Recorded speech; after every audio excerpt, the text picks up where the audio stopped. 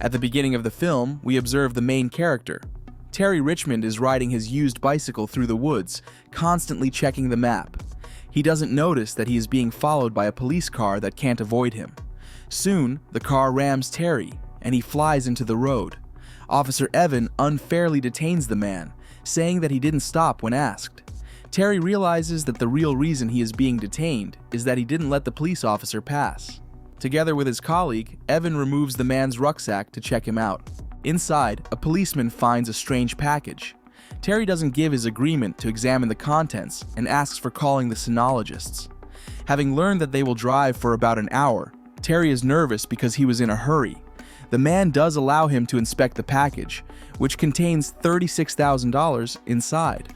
Terry tells that he needs $10,000 to make bail for his cousin, who has been arrested for possession of illegal substances, and he wants to use the remaining $20,000 to buy a pickup truck and towboats with his brother. The police agree to let the man go, but they want to keep the money. Evan thinks they may have been obtained illegally. Terry tells him that he sold his car and his share to a restaurant, where this can be confirmed. Officer Evan, however, has no intention of doing this and warns the man not to try to sue the money. It costs the policeman nothing to say that it was obtained illegally, and then Terry will go to jail. Evan and his colleague drive off, leaving the man on the road. On his bicycle, the man makes it to the courthouse, where he talks to Elliot. The man says he can't help get the money back and advises him to go to his colleague. After the man talks to Summer and learns that the police have the right to seize in case of suspected illegal activity, the proceeds thereby remain in the police chief's budget. Summer says that Terry's trial will take about a year and twice as much money. The woman falls silent as two men enter the cafe. Outside, Summer tells them that there are ears everywhere in their town. The woman learns that Terry's brother is being transferred to a state detention facility on Thursday, and he's not likely to last long there. Summer says they still have time. The woman asks for Terry's phone number to call him if she discovers any information. However, the man says that he doesn't give his number to anyone, and he will find Summer himself if necessary. Terry then calls his chief at the restaurant. The man informs him that he needs $10,000 urgently, and Mr. Liu agrees to help and send it. Terry spends the night in the woods by the fire. The next day, he sneaks into the police station to report the robbery. The chief of police talks to him himself. Sandy declares that the seizure was well legal, and Terry has the right to contest it only in court. Until then, the chief of police advises him not to even mention the money. Terry offers a deal, as he only needs $10,000 for his brother's bail, and the other $26,000 he offers to leave to the police. The police chief offers to come to their office at 9 a.m. on Monday morning. There, Terry can solve the money issue and also see his brother. The man spends the night again in the woods by the fire.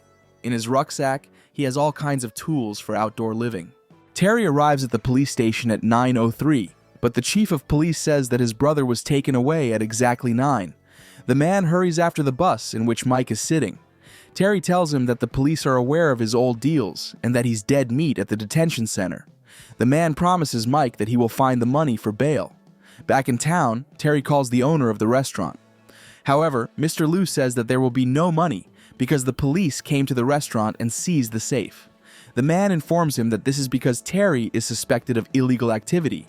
In desperation, the man goes to court. Summer communicates in a less than friendly manner and asks the man to leave through the back door.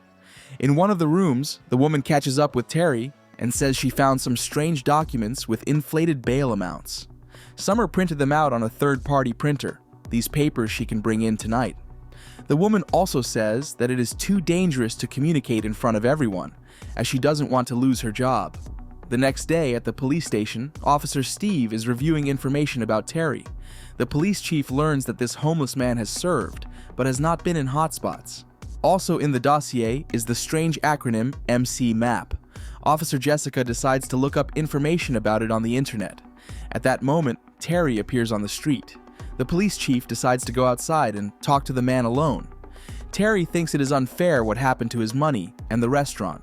Sandy reports that the character's proposal was interesting, but he expressed it in such a confident tone and in front of his subordinates. At the same moment, Jessica learns that MC-MAP stands for the Marine Corps Martial Arts Program. Terry even got into Wikipedia as a very good trainer. The peculiarity of MC Map is that its students can cope with the enemy even without weapons. Officer Steve rushes to the aid of his chief. However, Terry turns out to be so good that he copes with 2 armed men at once. The man takes the chief inside the office as his hostage. Inside, Terry promises that everything will go quickly if Jessica gets out of hiding and cooperates. The girl handcuffs Sandy and Steve and then goes to the evidence room where the money is. Terry asks Jessica to count out only $10,000 and tells the chief that he's honoring the deal. Then the man says that the guys outside are probably getting ready to storm the place. Terry gives the girl an unloaded gun and tells her that the lives of everyone in the office are in her hands. Jessica pretends to take the handcuffed man outside and puts him in a car. To her co-workers, the girl tells them it's a little misunderstanding. Outside of town, Jessica lets the man go, informing patrols that he is unarmed but dangerous. Terry sneaks into the courthouse and bails her brother out. Upon learning of the character's methods, Summer is amazed.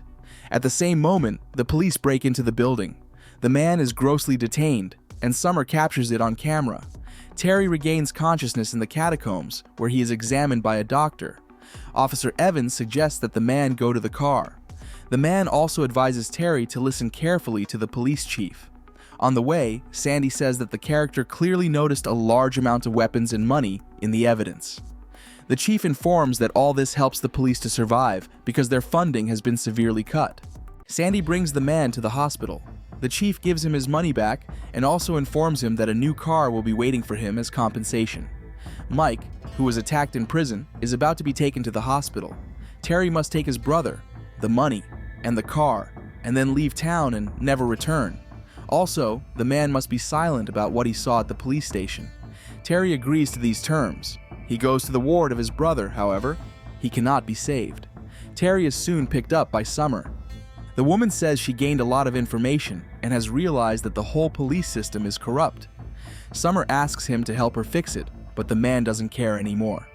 Terry arrives at the right place, where a car from the police chief is waiting for him. He says goodbye to Summer and leaves her his number just in case. During the night, the woman wakes up to the fact that someone has broken into her house. Summer realizes that she has been injected with illegal substances into her veins. In a strange condition, the woman manages to call Terry. After coming to her senses, Summer tells the man that she used to use drugs and lost her husband because of it. A woman is scared that in their corrupt town, the same thing that happened to her could happen to anyone. At work, a judge calls Summer to his office. The man says he has received a report that a woman has become addicted again. Summer swears that's not true and is asked to take a test. Terry, however, is driving out of town when he is pulled over by a patrol car. The officer reprimands the man for missing his chance to skip town like the police chief asked him to. Steve also informs him that he didn't switch on his blinker, because in this case, the car's camera is switched on. The officer then plants a gun in Terry's car and starts shooting. The man manages to disarm and eliminate Steve. The wounded Terry then escapes from pursuit across a field and then a river. He calls Summer and learns that she was visited by the police, who advised her to leave town. Terry asks the woman to go to the Chinese restaurant where he used to work. There, Mr. Liu helps the man get rid of the bullets. Terry talks to Summer and tells her that he was attacked covertly, most likely because of the information the woman found. The police put people in jail for 90 days for some reason and then release them. Terry says he is ready to confront the police chief and the corrupt system. Together with Summer, he returns to town surreptitiously. The woman talks to Elliot, who is still working at the courthouse. From the judge, Summer learns that 2 years ago, a man was destitute of his life during an arrest. The police officers were sued, which is what caused them to have to raise their bails to make amends. One more lost lawsuit, and the city will just disappear. Police compromise has been on the hard drives for 90 days. Terry and his companion are about to go to the catacombs to search for them. The catacombs are set on fire, but instead of hard drives, Terry manages to find memory cards. Summer is waiting for the man in the car, but she is detained. Terry is offered to exchange the woman for the memory cards in Rebel Ridge. However, the man doesn't go there, but instead tears down a wall at the police station. After injuring the chief, Terry asks Jessica as Summer's friend to publish the video of the memory cards and help him avoid the massacre. The girl takes the man out to the policeman. Steve admits to injecting Summer again, and she'll be charged with arson and the rest of the cases. One of the men intercedes for Terry, but is injured by the chief. With the help of Smoke, the man saves his defender and the summer. In the police car, he saves a recording of the incident by switching on the blinkers. Terry tries to escape, but he is surrounded by police cars. Jessica rams the chief's car, and it becomes clear that his employees no longer want to obey the terrible rules. With an accompaniment, Terry and his passengers make their way to the hospital. This is the end of the film. Thank you all for watching this video to the end. Give this video a like.